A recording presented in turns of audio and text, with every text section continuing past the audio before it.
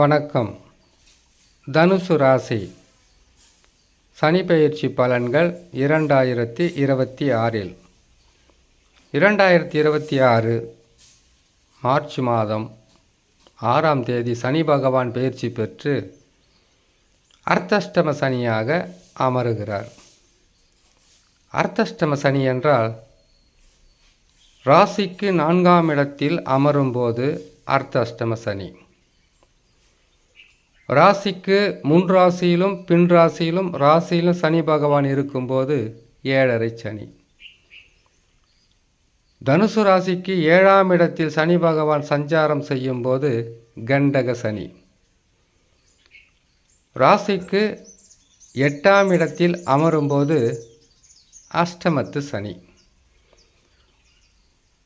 இப்போ தனுசு ராசியான உங்களுக்கு அர்த்தஷ்டம சனியாக அமர்ந்திருக்கிறார்.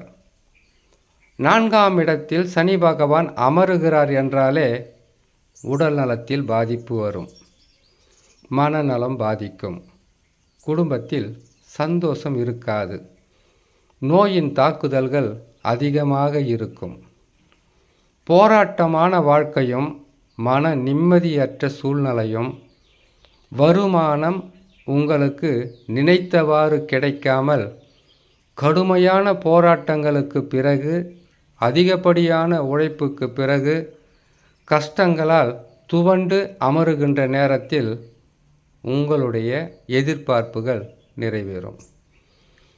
சனி பகவான் 4ஆம் இடத்தில் இருந்தால் இவ்வளவு பாதகமா என்கின்ற கேள்வி தனுசு ராசியான உங்களுக்கிட்ட கட்டாயமாக இருக்கும். சனி பகவான் இருக்கும் இடத்திலிருந்து அவருடைய பார்வை பலத்தால் 4 ராசிகளை தன்னுடைய கட்டுப்பாட்டில் வைத்து கொள்வார். அவர் இருப்பது 4ஆம் இடம். தாய் வழி உறவு, தாயாதி வழி உறவு, உங்களுடைய உடல் நலம், வண்டி வாகனம், வீடு, இது அனைத்திலும் பிரச்சனைகளை கொடுப்பதாக, பல வகையிலும் தொல்லைகளை கொடுப்பதாகவே இருக்கும் அர்த்தஷ்டம சனியாக வந்தால். எப்படி? 4ஆம் வீடு என்பது வீடு, வண்டி, வாகனம், உடல் நலம், தாய் வழி உறவு, இத்தனையும் பாதகமாக உருவாக்குவது தான் சனி பகவான் அர்த்தஷ்டம சனியாக அமருகின்ற காலம். அவருக்கு 3 பார்வை இருக்குது. அந்த 3 பார்வையும் எந்தெந்த ராசிகளை பார்க்கிறார், அதனால் என்ன பலன் என்பது பார்த்து கொள்ளலாம். சனி பகவான் மீன ராசியில் இருக்கிறார். அவருடைய 3ஆம் பார்வையாக ரிஷப ராசியின் மீது பதியும். உங்கள் ராசிக்கு 6ஆம் ராசி. இப்போ நோய், கடன், பகை, எதிர்ப்பு, எதிரி, இது 4ம் உங்களை பற்றி கொள்ளும்.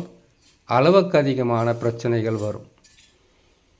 நோய், கடன், பகை, எதிர்ப்பு 4லும் சிக்கி தவிக்கக்கூடிய காலமாக இருக்கும். 4ம் நடந்து விடுமான்னு பயப்படாதீங்க.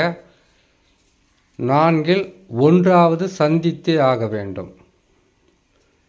அடுத்ததாக அவருடைய 7ஆம் பார்வையாக, அதாவது மீன ராசியில் இருந்து கொண்டு 7ஆம் பார்வையாக கன்னி ராசியை பார்ப்பார். உங்கள் ராசிக்கு அது 10ஆம் ராசி.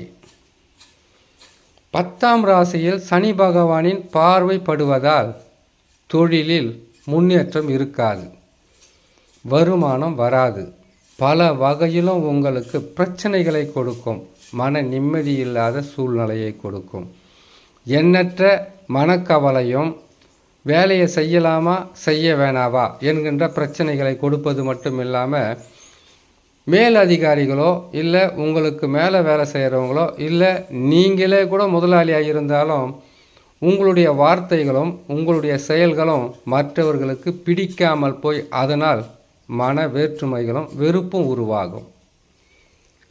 அடுத்ததாக சனி பகவானின் 10ஆம் பார்வை. அவர் மீன ராசியில் இருந்து கொண்டு அவருடைய பார்வை 10ஆம் பார்வையாக தனுசு ராசியை பார்ப்பார். தனுசு ராசி என்பது உங்களுடைய ராசி. எந்த செயல் செய்தாலும் மன நிம்மதியும் மன திருப்தியும் இருக்காது. வீணான அலைச்சல், மன உளைச்சல், உடலில் பல வகையான பிரச்சனை, குடும்பத்தில் நிம்மதி இல்லாத சூழ்நிலை வயதுக்கு தக்கவாறு நடக்கும்.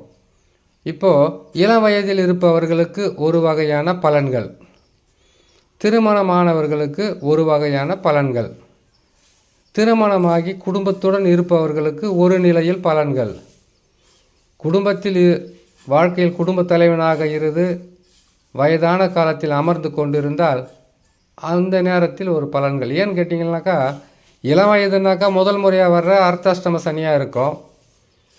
இப்போ உங்களுக்கு திருமணமாக இருக்குன்னா 2வது முறையாக வரக்கூடிய அர்த்தாஷ்டம சனியாக இருக்கும். குடும்ப தலைவன் என்கின்ற நிலையிலிருந்து மாற்றம் பெற்று வயதானவர்களாக இருந்தால் உங்களுக்கு 3வது முறையாக வருகின்ற அர்த்தாஷ்டம சனியாக இருக்கும். உங்களுடைய வயதுக்கு தக்கவாறு பிரச்சனைகளும், உங்களுக்கு நோயின் தாக்குதல்களும், வீணான விரயங்களும் கொடுப்பார். ஒருவேளை உங்களுடைய சொந்த ஜாதகத்தில் தசா பலமாக இருந்து விட்டால் உங்களுடைய மன கஷ்டங்களும், உங்களுடைய குழப்பங்களும் நிம்மதி இல்லாத சூழ்நிலையாக இருக்குமே தவிர பெருசாக பாதகத்தை கொடுத்து விடாது. உறவுகளால் அவ்வப்போது பிரச்சனைகளும் சச்சரவுகளும் வந்து விலகும், பாதகமாக இருக்காது. இது எவ்வளவு நாளைக்கு இவ்வளவு கஷ்டமாக இருக்கும் என்றால், சனி பகவான் ஆரம்பத்தில் மிகவும் கடுமை காட்டுவார், கஷ்டங்களை கொடுப்பார். 6 மாதங்களுக்கு பிறகு மெல்ல மெல்ல அவருடைய கோபங்களை குறைத்து கொண்டு உங்களுக்கு நற்பலன்களை செய்ய ஆரம்பிப்பார்.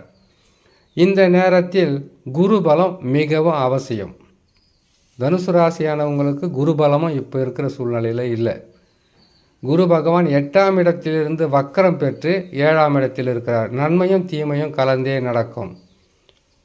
ஒரு சில மாதங்கள் குரு பகவான் வக்கர நிவர்த்தி பெற்று அமர்ந்து அதற்கு பிறகு பயிற்சி பெற்றால் சனி பகவானின்